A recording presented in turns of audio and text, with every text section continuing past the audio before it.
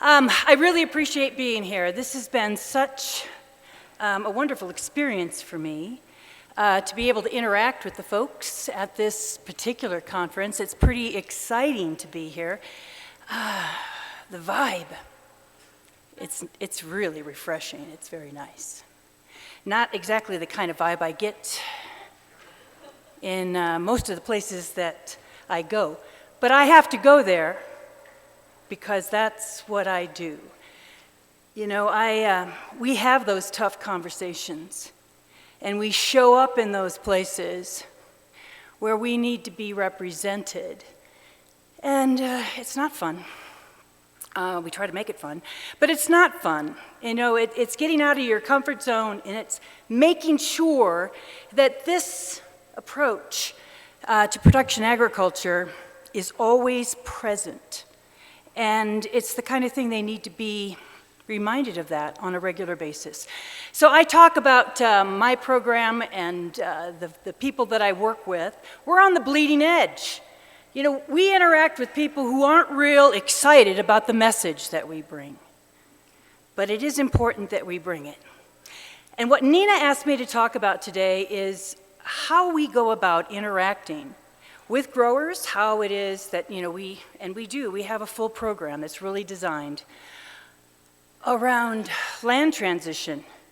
And the only way that we're going to be able to do that is interacting with those that own the land, that are farming currently, that are currently stewarding the land, and it's really important that we interact with them. We build bridges, not walls, so what we say and how we say it matters. So just be aware of that. You don't want to trigger people, because automatically the wall will go up. And it doesn't matter what you say after that.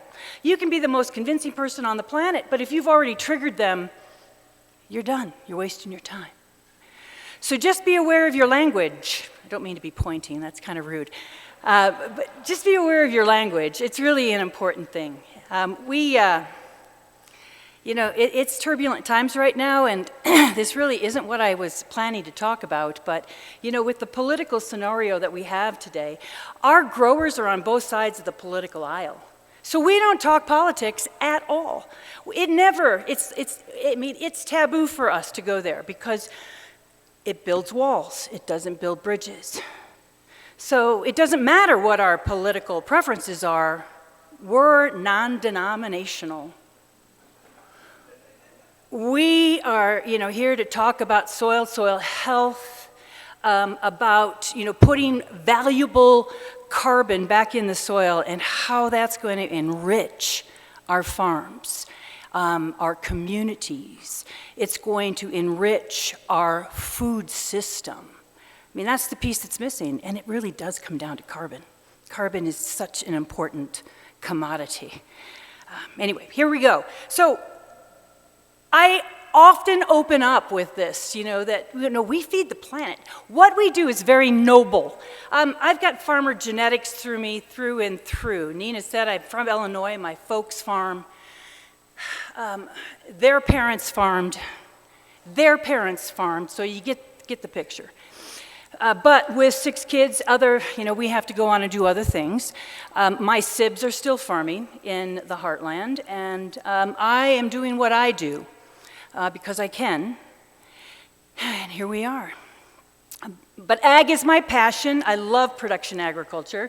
Those conventional farmers that are out plowing fall and spring, that's my family. Those are my friends, my family. So, you know, the fact that I'm going to dive in here and tell you the evils of tillage makes holiday conversations really difficult. Yeah. So, I often tell my students, too, the fact that we have such a cornucopia in every grocery store in the country is really because ag does such a tremendous job. We do it like no one else. So that is something to be proud of, and the fact that we're spending so little of our disposable income on food, you know, is remarkable. But the cost is not necessarily realized in those prices. So issues we're not really paying for the ecological damages that are taking place because we're making such cheap food. Our cheap food system has a lot of costs associated with it. That is something that we need to address. So I call this recreational tillage because in many cases it is.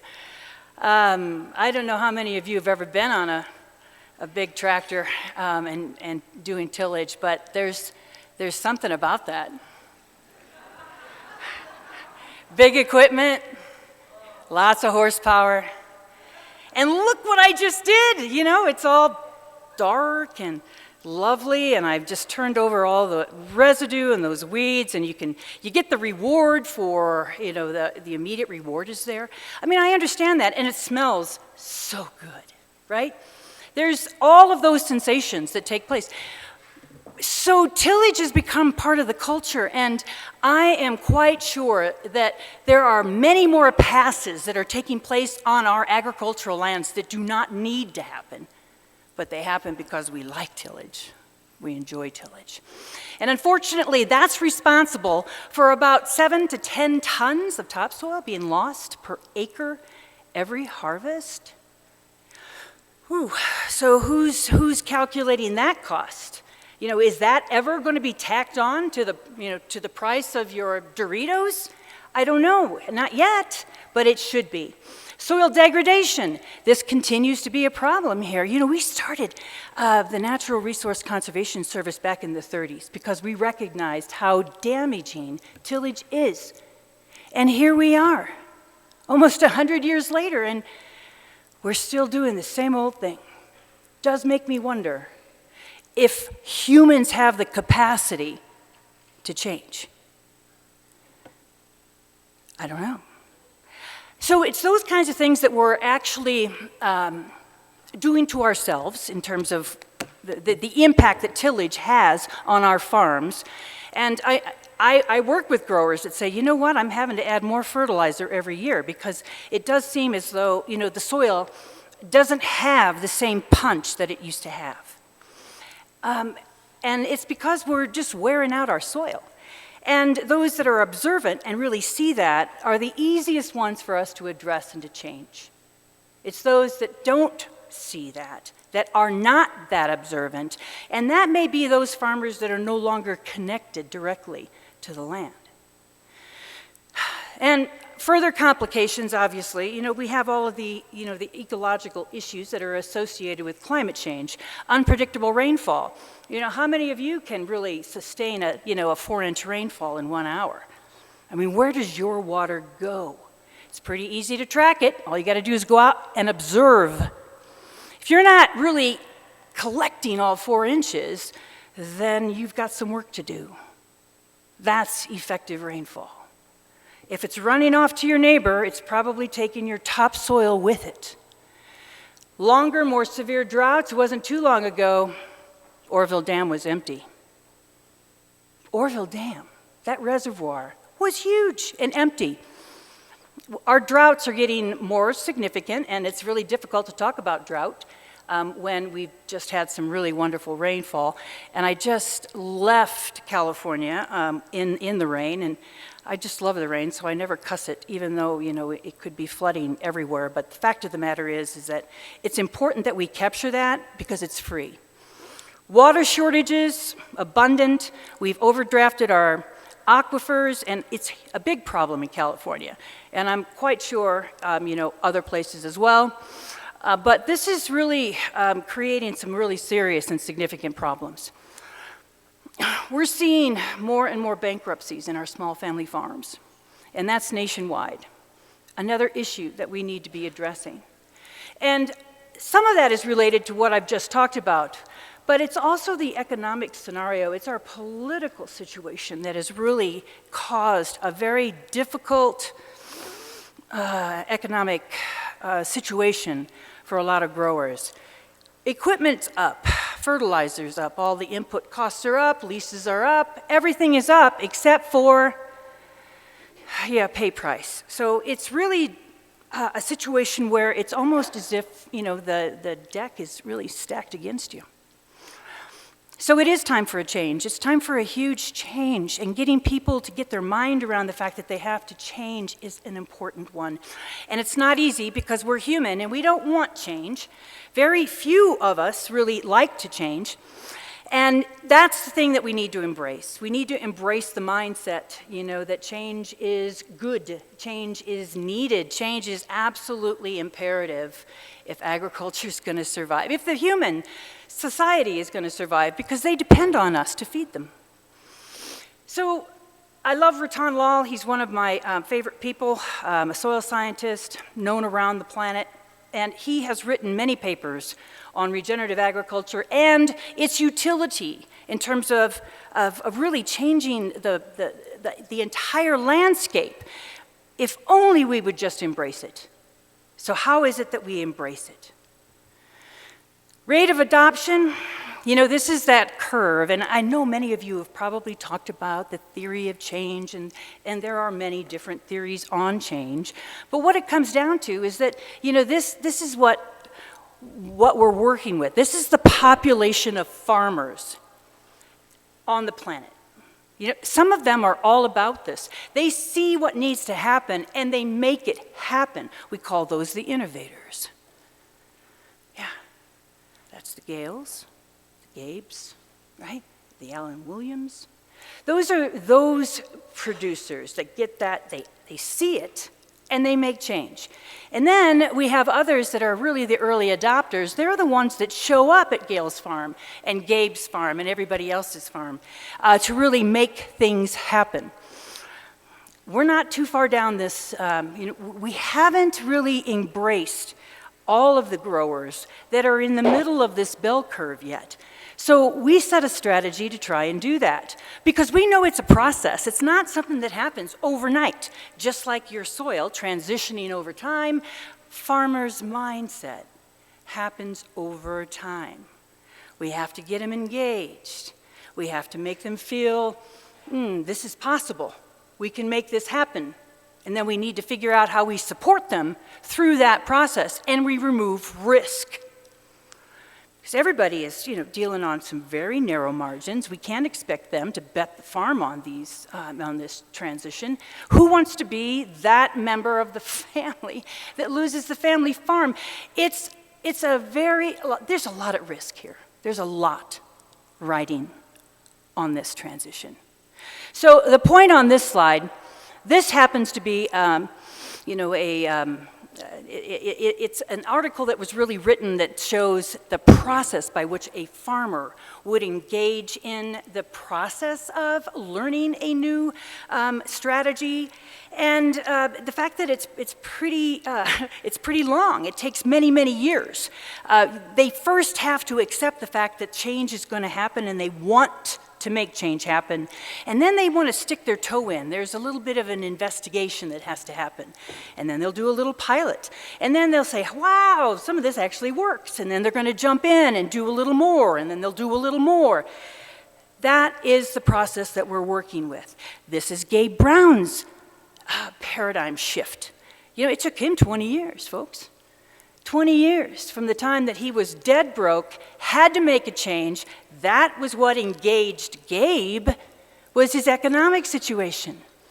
He started out with no-till, and then he had to grow crops that he could grow with no-till. And then he moved into cover crops, and then he said, wow, things are really shifting. And then pretty soon, as his soil organic matter improved, he started experimenting with other things and started layering in other practices. That multi-species cover crop is fantastic. And then adding livestock, and then look at that trajectory. It's not linear. And every farmer's curve is going to be different. Several articles on barriers. There's lots of barriers to making this shift.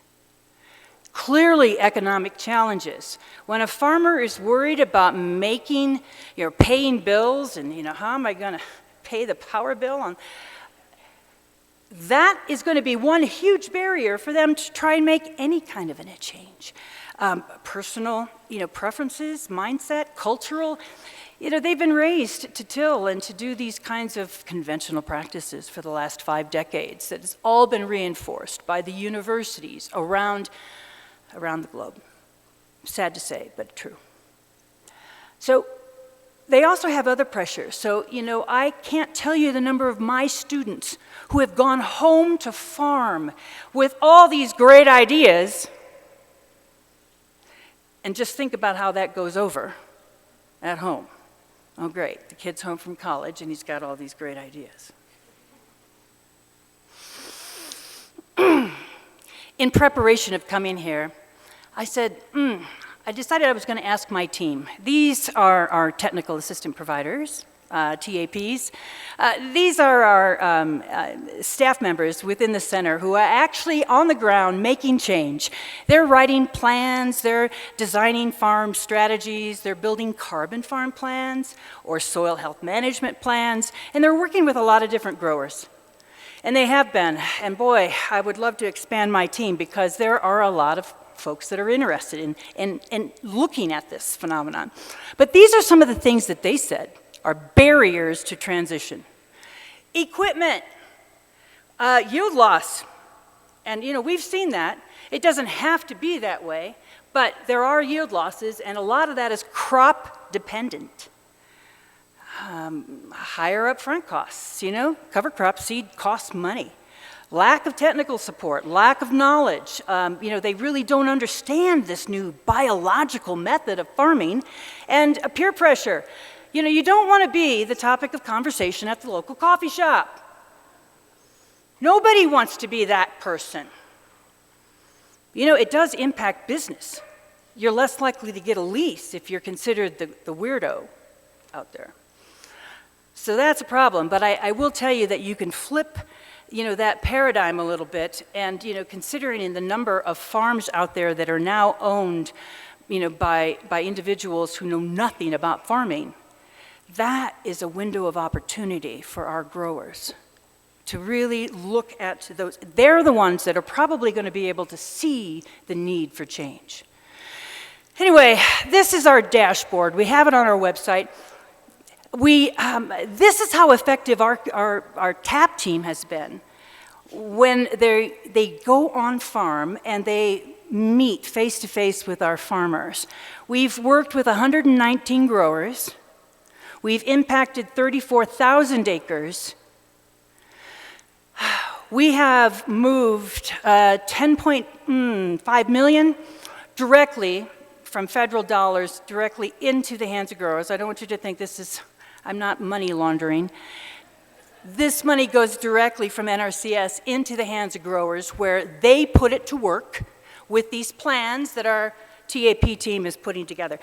And we do a lot of rough calculations. That's roughly 26,000 tons of greenhouse gas that was not emitted. And what you should note is the gray letters next to that. That's the potential.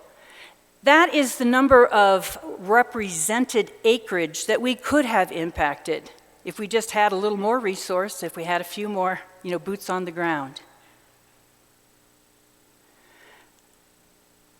That's the demand out there. That's half the battle.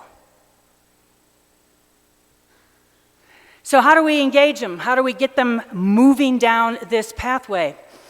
There are lots of ideas in terms of how we get this done. And I would say that some of these things work with some growers and probably not with others. And I know that there are some growers that are just really, insulted by the fact that some growers would require an incentive. But, you have to meet growers where they are. And there is a lot of data that shows some growers will never go into conservation ag without the benefit of the payments or the risk to offset risk. So we need to honor that, meet them where they are, and let's get this done. There's also private sector money out there. There are entities, processors that are willing to pay and support, incentivize growers to go there. And I've heard all kinds of arguments on both sides of that. But risk management, primarily. Education, technical support, we need a lot more of it. Address systematic barriers, the same barriers that Stanford brought forward in that article I just brought forward. You know, we need to make sure we take the risk away as much as we possibly can, help educate, support them, and really provide them with the support that they need. Because it's more than just land transition and soil transition. We're transitioning the way people think, the way farmers think about how they farm. And they have to put away all that peer pressure, that social, the norms, what they've been taught. They have to unlearn what they were taught and learn something completely new. Well, I'm preaching to the choir here. I'm sure many of you in this room have been there and have done that. So that's what the center is all about. We are about doing exactly that. Our mission is to advance regenerative agriculture in a variety of different ways. And so we have been working on developing programs that serve this mission. Lots of different programs, and obviously at this stage we're 6 years old and we're growing. We've had a few setbacks with the federal funds, this stop again, start again, you're canceled. Oh, by the way, you're not canceled.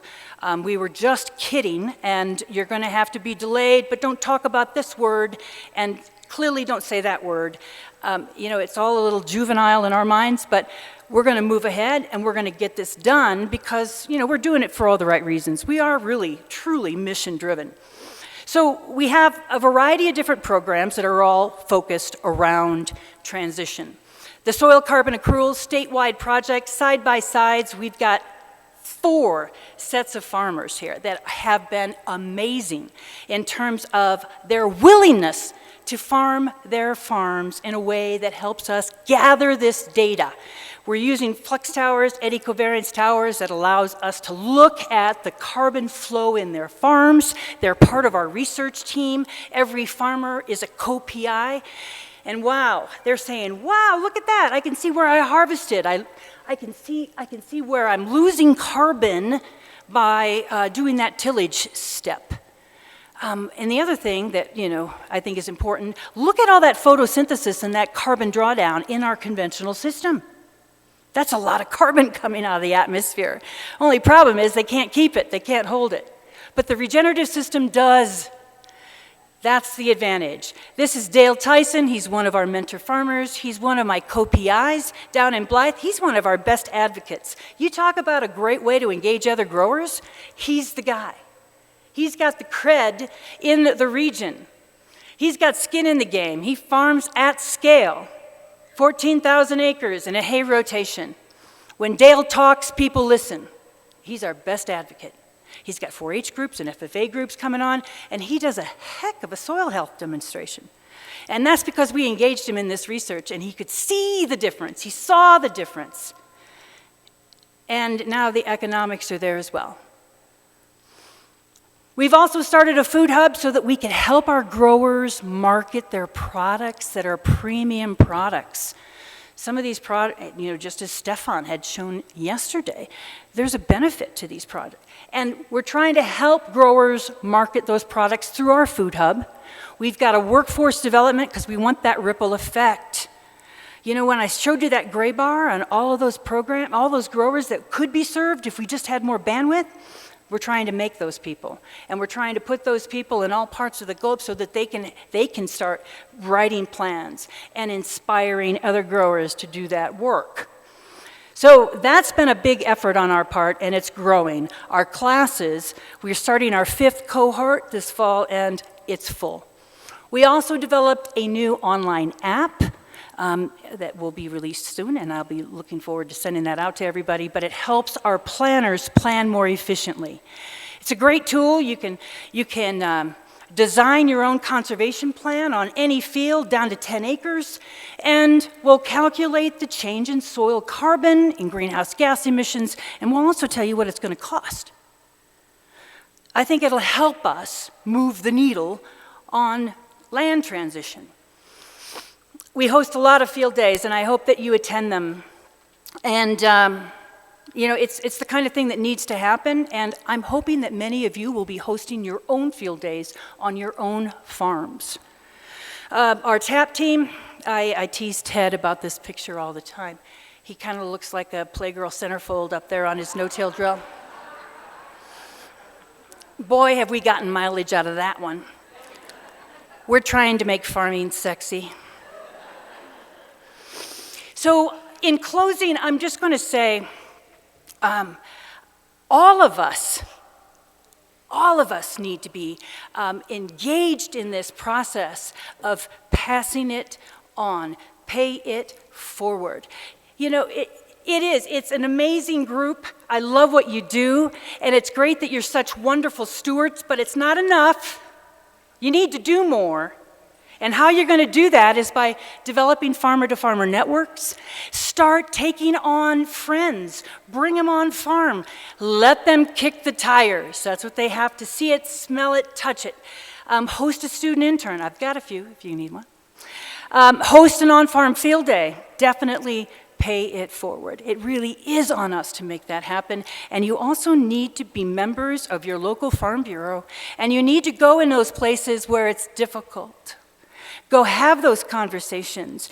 Be an ambassador for this. No arguments. I'm not saying, you need to be truly friendly, kind, patient, but be represented. Be there and make sure you have those difficult conversations because it's going to make the difference. It's all up to us. Thank you.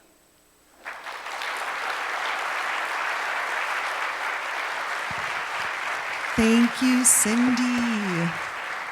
All right, let's take some questions. I see a hand. I'm coming.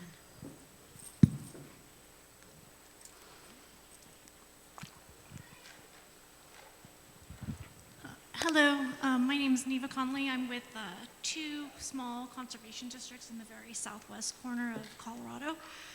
And I was just wondering, you talked about the toe testing, pilot, incentives for producers. And so we've seen a lot of the incentive programs canceled in our area. And I was just wondering what, in your opinion, other than incentives, is a good way to engage producers? Is that the field days and the workshops and outreach and education? Right. Without the financial, benefits. Sure. Yeah, and I understand that, and we kind of have entered into a different era in that way, but I will tell you that there's more money being allocated to conservation than ever before. We just need to get it out of DC and into the hands of growers. So don't lose faith of that. It's going to happen, and we're going to continue to work with growers and entities to develop these regional conservation partnership programs. So we brought in almost $9 million that was federal, that we wouldn't have gotten in the North State of California had we not applied for those monies together with our RCDs. They're one of our big partners. We love our RCDs. And we brought that money in so that we could then do it ourselves. So it's not, completely dependent upon, NRCS delivering that money, through your counties. You can do that as an RCD. And if you want to know how, happy to talk about those RCPPs. Maybe you've heard about that. But those will be coming out, I'm sure of it. There's other ways to incentivize. You can also think about on-farm field days, which I think are very good, especially, you got breakfast burritos and good coffee. That's a great way to get growers there. And make it short. They're busy people, so don't think you're going to do an all-day program. I mean, we're guilty of that, but make it really short, very fast. Show them how to use a no-till drill. Take them to a farm that is really cranking, doing a really good job. Take them to an orchard that's, I don't know if got orchards there. I mean, anyway, when we go to Danny Unruh's place in April, when the cover crop is up to my shoulders, and the biodiversity there, you can just feel the energy flowing in that farm. It's amazing. That's the kind of thing that really engages growers. And there's a ton of data out of that the economic resource that through USDA that shows that there's a lot of growers that don't need economic incentive. When they see how it is important, they tend to try and do it. Now, there's financial risk associated with that, and those growers that really are under economic duress will not ever go there, so you're just going to have to realize that. There's other ways of getting there, and I do think field days and farmer-to-farmer networks and doing your very best to maybe even do a farm visit here and there and talk to them specifically about what they might be able to do for this amount of money. So let's talk. All right, we have one over here. That was a long answer, I'm sorry. I'm Jim Parker, and I've been around for a while. I want to make a couple of points. I've been wanting to do this at this organization for quite a while, and that is to remind us that without Robert Rodale and Alan Savory, this wouldn't have happened.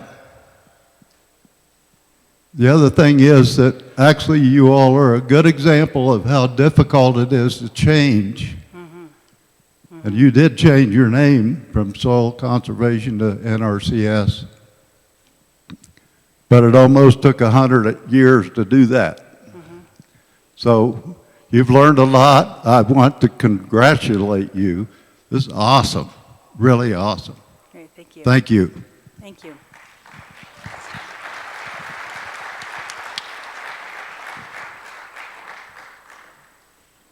Hi, I'm Claire back here. Hi. Thank you so much for your presentation. So I come from a ranch in the Central Valley, California, and I've noticed that a lot of, so California, for people that don't know specifically, we have a lot of regulatory policy that's now rolling out too. And I was wondering if your organization has come to a little bit of pushback now that the Sigma policy is really starting to impact farmers. And I mean, the incentive programs are great, and I found that farmers are willing to engage with incentive programs, but are these regulatory programs sort of impacting people's ability to work with you? And what are your recommendations sort of for that? Yeah, I really think those growers need us more now than ever. I don't think that we have less inquiries. I think we have more. We're actually taking over the management of a farm in Edison that is close to Bakersfield, 317 acres. And our focus there is going to be drought tolerant, water resilient cropping systems that are going to really focus in on what growers can grow in this region on 2.5 acre feet of water, because that's the allocation. This farm that we're on, 2.5 acre feet, we've got to figure out how to do that. We've got 100 acres of citrus. So we've developed a full carbon farm plan that adds a whole level of complexity to that farm, and the goal is to survive and thrive on 2.5 acre feet of water. And if you want to know more about what we're doing, we can talk. I have an online question.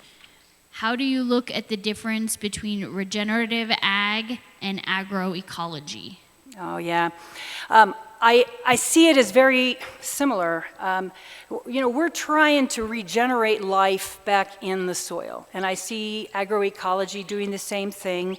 And yes, you can use those terms. You can use, sustainability if that's a word that's more comfortable to you. If you want to use conservation ag, use it. I don't, the vocabulary. as I said earlier, resonates with some people. Agroecology, maybe that's the word to use in some groups. We use regeneration, that's the word we're most comfortable with. It's a farmer-forward word. It's the word that they chose. It's the word that they want. They want to see this movement labeled as regen ag, and we honor that. We want to rebuild the soil. We want to regenerate it, and we know we can. We can feed the world and still replenish and build our soil, because soil is our legacy. After all, that's what your kids are going to inherit, is the soil. And when you deplete it and destroy it, you're leaving a depleted resource for your kids. You're like shooting them in the foot. So it's essential that we really set the next generation up to really understand soil health to begin with, and then to inherit a resource that can in fact be profitable. And anyway, I don't care about words. I'm not hung up on words. Over here. Hello, my name is Alex Machado. I live in Eastern Washington. I'm first generation. I raised Navajo Chiro sheep, and I noticed on one of your slides that talked about challenges to adopting regenerative practices that systemic barriers weren't named. And I work with a lot of farmers of various backgrounds. I work for Washington Farmland Trust, and I provide technical assistance through the Farm to Farmer program. Good for you. Thank you. A lot of my farmers are immigrants, refugees, indigenous nonprofits trying to access land collaboratively, because land access is the biggest challenge, I would say, for first generation agrarians, probably next to funding economies of scale. But my question to you is, in working with maybe folks who were able to secure 11 acres of less than viable farmland like myself, who may not be able to give their pastures 30-day rest periods. Like, I personally take my sheep over to my best friend's ranch to graze for a month. What do you recommend, and how do you work with those folks who maybe are struggling to apply those practices because of their means, because of a lack of land base, because of those systemic barriers? Right. Yeah, that's a difficult one for sure.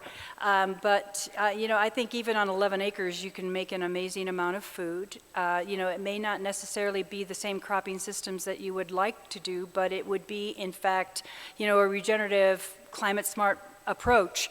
We can talk about that. I'm not sure you necessarily need to limit your flock size to meet that 11 acres. I think the world's your oyster. You need to be thinking bigger than that. And recognizing that 11 acres is really where you're going to derive your income, but your sheep can, they can travel. And I'm telling you, there's a sheep shortage. I can't tell you how many growers would love to terminate their cover crops with sheep, and they can't because it's not available. So think about expanding the flock and maybe going on the road in a way that is sustainable. You do need a good business plan. You need to think through all of those details. I'm not trying to, I don't want, anyway, there's a whole business plan that has to be associated with that, and you need to contract with some local growers. You don't want to be traveling interstate with that. But, if you want to move to the Central Valley, I can hook you up. All right, we have one last question, which is going to be in Spanish and then translated. Ok, mi nombre es Jesús Flores, del Valle de San Luis, Colorado. Tengo dos preguntas. La primera, ¿cómo visualiza usted la agricultura de hoy en día a 20 años en el futuro? La segunda, de los incentivos de los que usted habla, ¿nada más son para farmers que tienen muchos acres o son también para pequeños agricultores? Porque hay quienes tienen 5, tienen 10 o hasta 2 o 3 acres. Hello, my name is Jesus Flores. I am from the San Luis Valley in Colorado, and I have two questions for you. The first one being, what is your vision of agriculture today versus 20 years from now?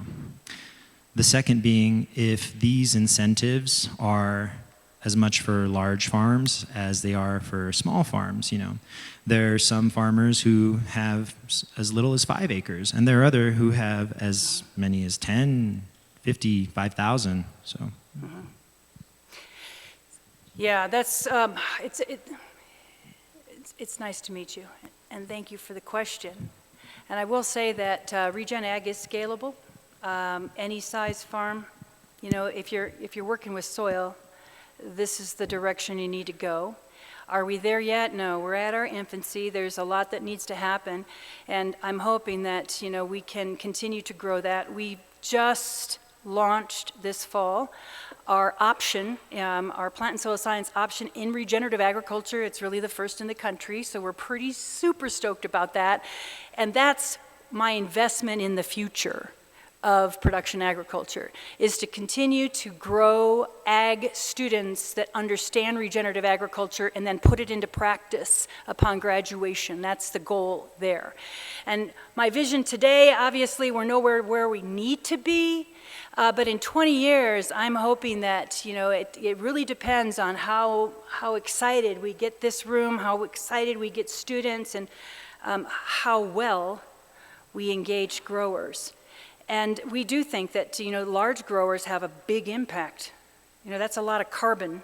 They steward a lot of ground. We really need to engage them in a way that they engage this. And Dale Tyson is 14,000 acres. That's a pretty sizable grower, and he is all in. But it did take time. It did take time. So our vision was the vision I put up on top. We want to be able to drop the regenerative out of the vocabulary and just call it agriculture, because every aspect of ag is regenerative. That's the goal. All right. Thank you, Dr. Daley. I'm over here. That's all the time we have for questions. Thank you, Dr. Daley.